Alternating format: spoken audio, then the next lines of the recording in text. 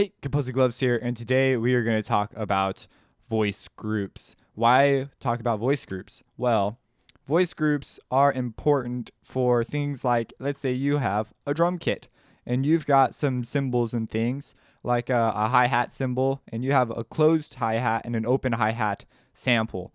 And if you don't know what a hi-hat is, you're living in a cave. Go really quick, look up what a hi-hat is. But we can safely conclude, we can determine that when you hit your hi-hat open, it's not going to be closed. And when you hit it closed, it's not going to be open. So those two samples should never be played at the same time. Or when one triggers, the other one should immediately stop playing. How do you do this? Well, you go into your group editor and you have a voice groups option. It's this right here, this little bar down here. This group start options is something different. So you can actually go into your groups and you can select them and you can choose what voice group you want. You have like 128 to choose from. And so there should be no fiddling with this. You can choose how many voices you want available. And this could become important, especially if you're working with a synthesizer, because you have your max voice setting, but then you could set the max voices from any one group. And so like if you hit 4 kick drums in this group at the same time, you're going to be out of luck if you want to hit a 5th. It's going to have to choose to get rid of one of your kick drums. Or if you're playing a chord with 4 notes and you try to hit a 5th, it's not going to work. You're going to have to choose the next note to be sacrificed if you want to add another. And that's what this mode is for. So this mode on kill any, it will literally just decide, oh, I'm going to just destroy any note that I want, like whatever Kontakt thinks. If you go to kill oldest, whatever the last note you hit was, that note's the one that's going to die when you hit your next note. If you do kill newest, whatever your newest note was, it's going to get rid of that one. And so if you want a drone going on in the background and you want your newer notes to be changing, but you don't want to change your voice setting for some reason, that's an option. Then you have kill highest.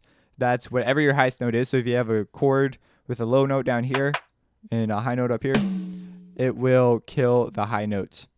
It's interesting on a drum kit because it's kind of doesn't mean anything. Then you have kill lowest. So the lowest note down here would be removed as soon as you hit your next note. So that's what that does. So that's how many voices, mode. Prefer release samples. So let's say you've got some samples that have long release times and it'll sound weird if your voice decision says, oh, well, this was the last note hit, but you hear that big delay like boom, but you only hit it just for that 1 second. So if it gets rid of it, you're going to hear a click if it's still doing the reverb tail. So this will help prevent that. And it's got a fade time. So it'll choose to let these samples go. It'll prefer them, and your mode will affect this. If that makes sense, when you need it, now you know where it's at. Like now you know what to fiddle with if you've got weird clicks because your group samples are acting funny. Then you have fade time. So when it does cut a sample out, how long does it take to fade out? So you can have this like really long or really short as they have it.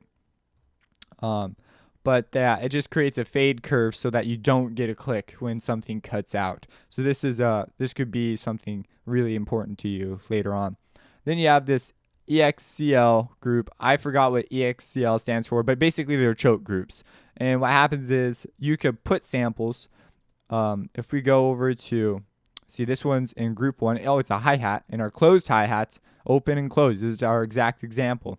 And what will happen is when this sample plays, since it's in group 1, and if any other sample in group 1 plays, this sample will have to turn off. It'll be quiet.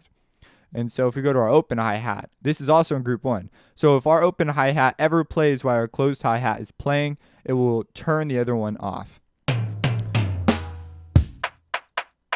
And if you want to, let me see if I can find it here.